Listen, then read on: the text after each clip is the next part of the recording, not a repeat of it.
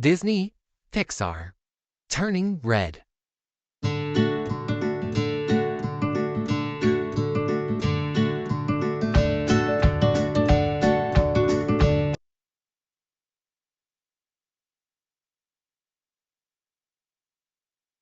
Mei Lin Lee, or Mei for short, was a fun and feisty 13-year-old.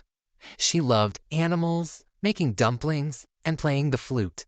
She adored her friends, Miriam, Priya, and Abby. And her number one favorite band in the entire universe was Four Town.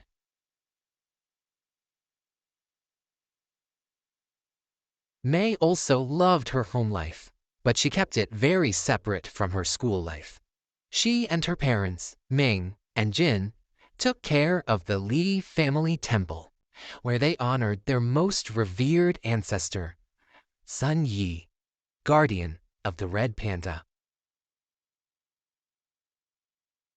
One night, May had a weird dream about enormous red pandas, and they didn't seem friendly.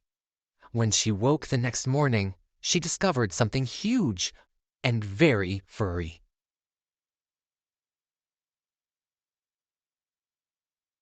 She had turned into a giant red panda for real. May panicked. She hid in her bathroom. How could she show her furry face to anyone? Ming tried to check on May, but the smoke alarm went off in the kitchen. My porridge, Ming said as she hurried off.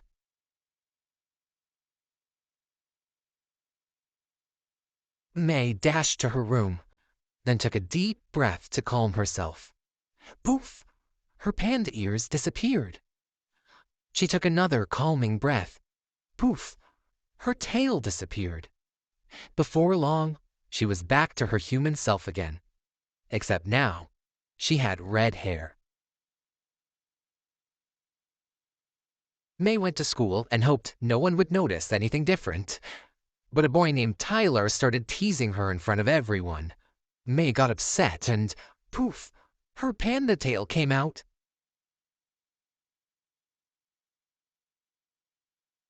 May went to class and calmed herself down. She pretended everything was normal. And then her mom showed up. At school. Everyone gaped at May's mother. May, May! Ming cried.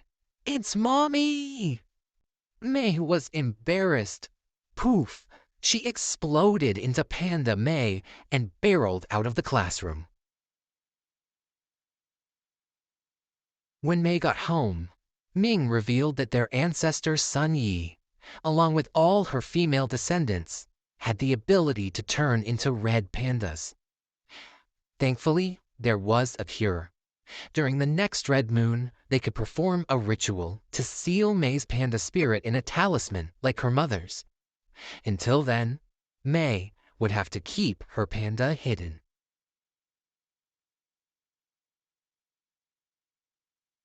The next morning, Miriam, Priya, and Abby arrived to check on May and to tell her about an upcoming Four Town concert. When they came face to face with Panda May, they screamed. May burst into tears, but her friends cheered her up. After a group hug, poof, May turned human again. She was able to control her panda, and that meant she could go to the Four Town concert. May showed her parents how she could remain calm even under extreme circumstances. They were impressed, but Ming still wouldn't allow May to see Four Town. May and her friends wouldn't take no for an answer. At school, they tried to figure out a way to raise money for the concert tickets. May poofed into her panda to help inspire ideas. Unfortunately, two girls walked into the bathroom and saw her.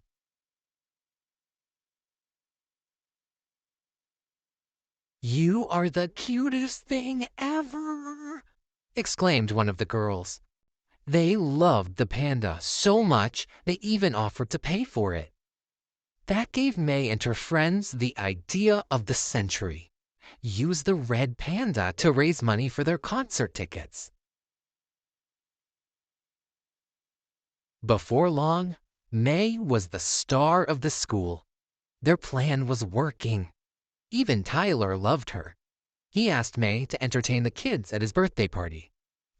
But now there was a new problem. May learned that the Red Moon ritual was on the same night as the Four Town concert.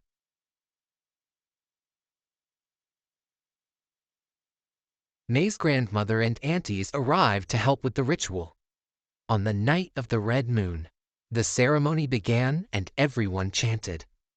Moments before May was fully separated from her panda, she decided she couldn't go through with it. Boom! The ground shook and the temple filled with red smoke. When it cleared, Panda May was standing there in all her glory. "I'm going to the concert," she yelled as she ran out of the temple. "How could she do this to her own mother?" Ming exclaimed.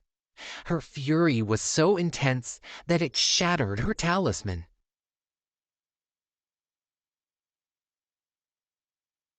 Panda May ran through the streets toward the concert. She leaped into the stadium and poofed back into a girl. Miriam, Priya, and Abby embraced her. "For town, for town, for town," the crowd chanted. One by one, the pop stars took the stage. Nothing could ruin the moment for May, except a humongous red panda. It was Ming. "May, May," she roared.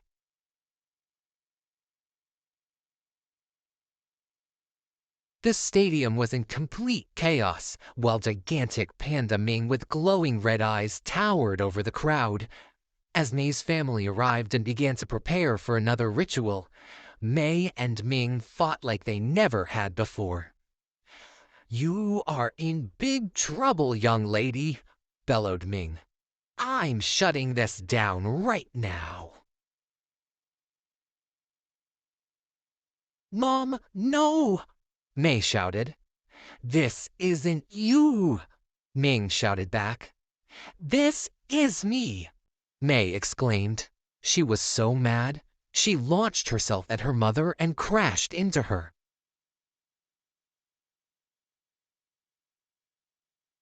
Thwomp. Panda Ming fell to the ground. She was out cold. May's grandmother and aunties each broke their talismans. Poof, poof, poof, poof, poof. They pulled Ming into a circle and began performing the ritual.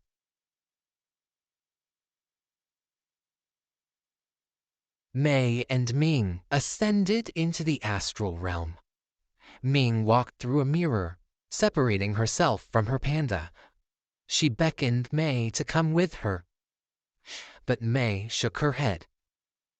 "I'm changing, Mom. And it's not perfect, but I like it.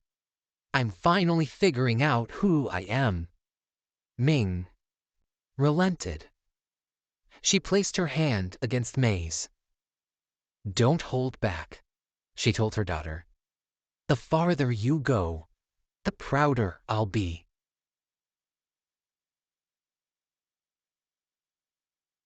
After that concert, May's life changed forever.